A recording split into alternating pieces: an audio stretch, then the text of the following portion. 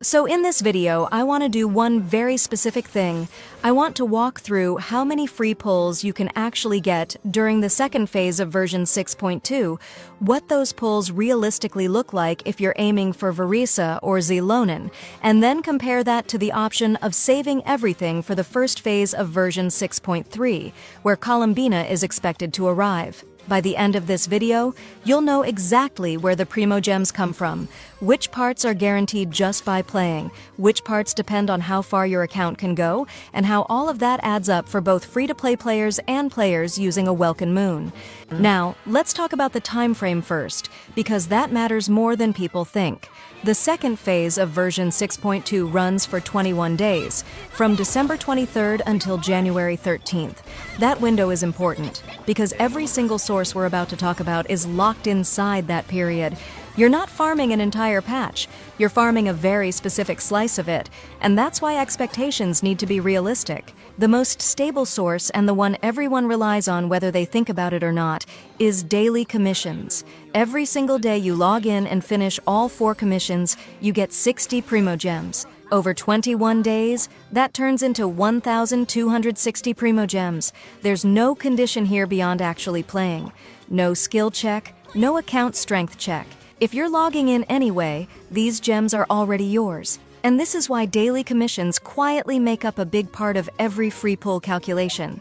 On top of that, the second half of a patch almost always includes a couple of limited events that are still running or newly opening. In this case, there are 2 remaining events, and based on long-term patterns, each of those events usually gives around 420 Primogems when fully cleared. Sometimes it's spread across mini-games, sometimes through story objectives, sometimes through score thresholds, but the total tends to land in the same place. Together, those events add 840 Primogems. This part does require you to actually complete the content, but it's generally designed to be accessible even for newer or more casual players. Now we move into one of the more time-sensitive rewards, which is the version 6.3 special program. That live stream is scheduled for January 2nd, and historically, Hoyoverse hands out 3 redeem codes, each worth 100 Primogems. That's 300 Primogems total, but there's an important detail here. These codes expire fast, sometimes within hours. If you miss that window, they're gone. I always post the codes on this channel as soon as they go live, so if you don't want to hunt them down or risk missing them, that's something worth keeping in mind. January 1st is also doing a lot of work in this calculation because it brings multiple resets at the same time. One of those is the Imaginarium Theater reset. If your account can clear all the available stages and meet the performance goals, you can earn up to 1,000 Primogems here. This isn't a guaranteed amount for everyone, and it's important to be honest about that. For mid-game and end-game accounts, this is very doable. For newer accounts, you might get less. Still, it's one of the biggest single injections of Primogems during this period. Around the same time, Spiral Abyss also resets. A full clear gives up to 800 Primogems, assuming all stars are obtained. Again, this depends on account strength, team investment, and comfort with the mode. Some players will get the full amount, some will get part of it, but this reset is still a major contributor and one that experienced players usually factor in automatically. When the second phase banners go live, character trials also open up. These are quick, simple, and often overlooked, but they still matter. Each trial gives 20 Primogems, and with 2 banner characters, that's 40 Primogems for a few minutes of effort. There's also a small daily login campaign during this period. It's not huge, and it's easy to forget about, but across the event you can collect 40 Primogems just for logging in on the required days. No combat, no quests, just showing up. Then we have web events and small promotional codes. These are always a bit fuzzy, because the exact number depends on timing and participation, but based on past updates, around 120 Primogems during this window is a reasonable expectation.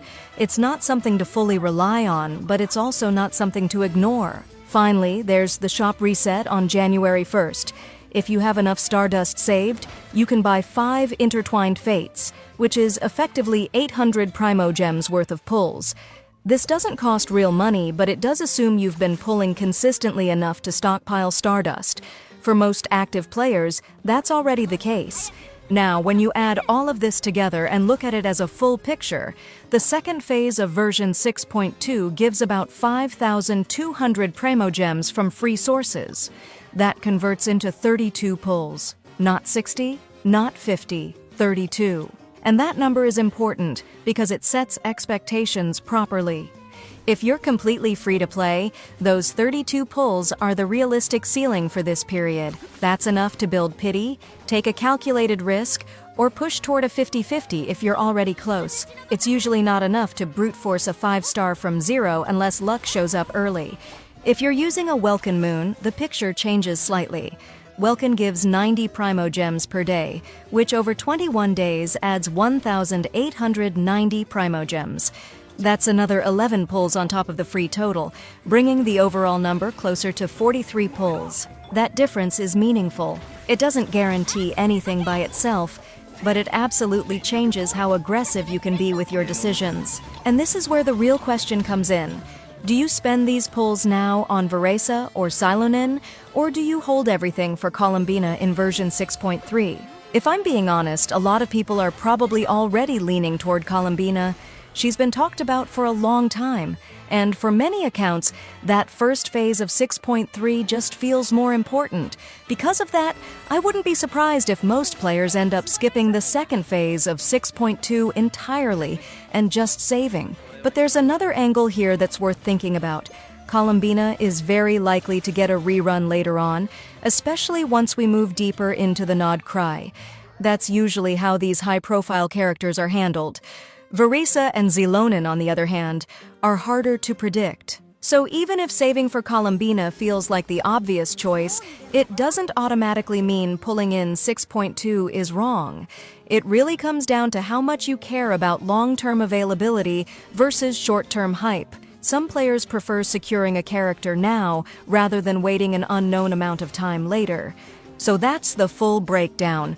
No inflated numbers, no missing sources, just what version 6.2 second phase realistically gives and how it compares to holding for version 6.3.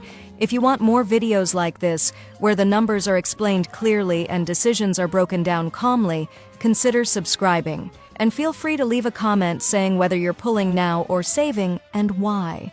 Those different approaches are always interesting to read.